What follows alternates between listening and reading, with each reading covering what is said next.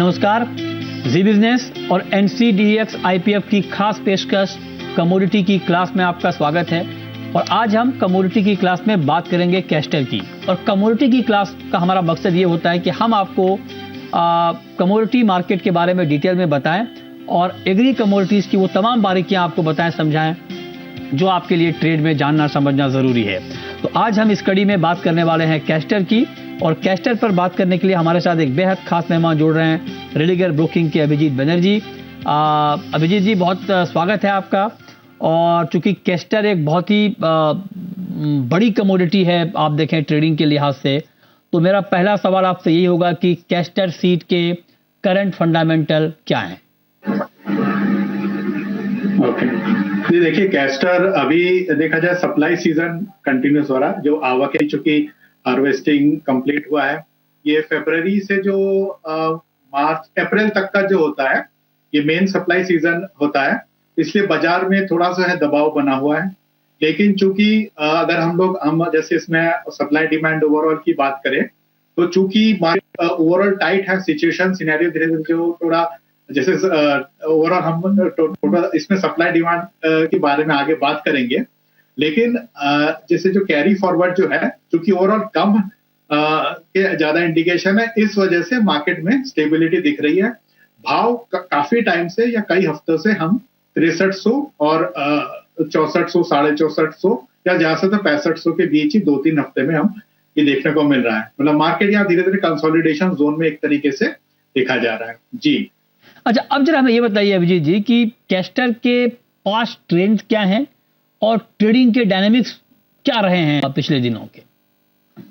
Okay, हाँ, overall past trends अगर देखा जाए, प्रोडक्शन सिनेरियो हम बात करते हैं। प्रोडक्शन सिनेरियो जो लास्ट 2-3 साल से कंटिन्यूस धीरे धीरे मतलब ओवरऑल थोड़ा सा कम की तरफ ही डिक्रीजिंग ट्रेंड में ही देखा गया है। इस साल भले ही थोड़ा सा परसेंटेज ज्यादा है, लेकिन लास्ट 2-3 साल में बहुत कम देखा, जिसकी वजह से हम लोग अगर हम प्राइस रेंज की बात करें, जैसे 2022 तो चलिए कोरोना का बाद एक पीक आया था, तो वो एक जैसे 72-77 तक गया था, 7700 तक का हमने देखा था उछाल।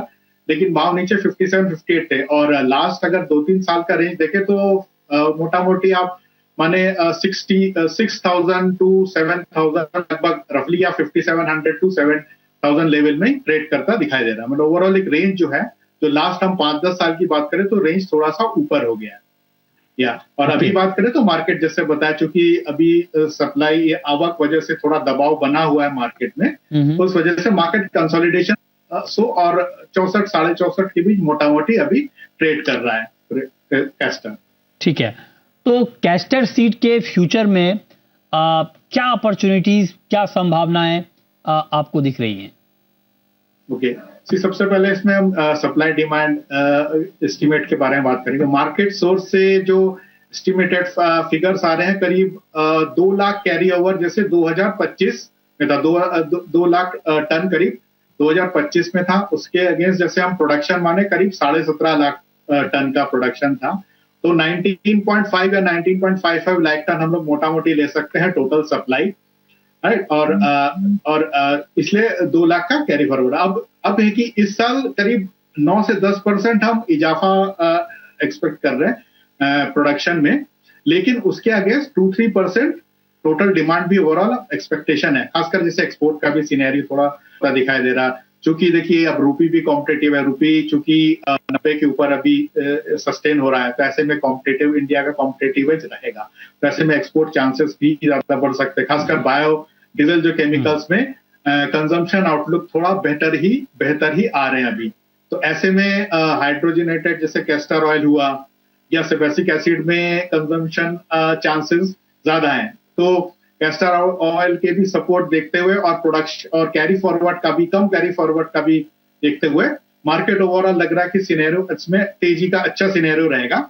और अगर हम इस साल की बात करें तो करीब मान सकते हैं 19 लाख, अगर हम जैसे लास्ट 19 लाख टन मान सकते हैं प्रोडक्शन।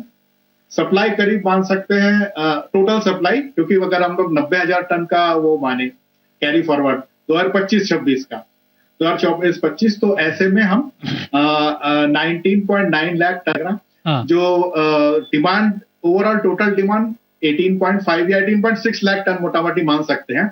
तो 85,000 का हम जो अगले साल कैरी फॉरवर्ड लगता चांसेस होंगे। सो 90,000 पिछले साल का कैरी फॉरवर्ड था, और अगर तो अब नेक्स्ट ईयर का देखें तो तो उसमें हम 85,000 to 80,000 का हम कैरी फॉरवर्ड एक्सपेक्ट कर रहे हैं। सो कैरी फॉरवर्ड कम हो रहा है और डिमांड आउटलुक बेटर है, तो ऐसे में लग रहा है कि अच्छी बाइंग अपॉर्चुनिटीज है। खासकर अभी जो है कि लेवल्स कंसोलिडेट कर रहे हैं, ये काफी अच्छे स्तर पे हैं, और इससे नीचे हमें आगे देखने को मिल सकता है।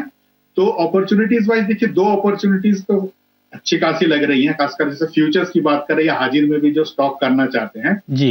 आगे आने वाले जैसे महीनों, आने वाले हफ्तों में, जैसे अगर 6300 के आसपास भी भाव दिखते हैं या 6250 रुपीस पर क्विंटल में भी हम हाजिर के भाव देखते हैं, ओके। तो यहाँ से स्टॉक कर, हाँ, तो इसमें स्टॉक करना चाहिए। और ओवरऑल सीनियर अगर हम लोग वो फैक्टर इन करते हैं, अगर हम कैस्टर ऑयल या एक्सपोर्ट डिमांड प्रोस्पेक्ट या जितना एक्सपोर्ट जैसे चांसेस है कि 5-6% अगर इसमें बढ़ोतरी हो, और खासकर इवन 30% स्टॉक भी कम होने के चांसेस है कैस्टर ऑयल के आने वाले जैसे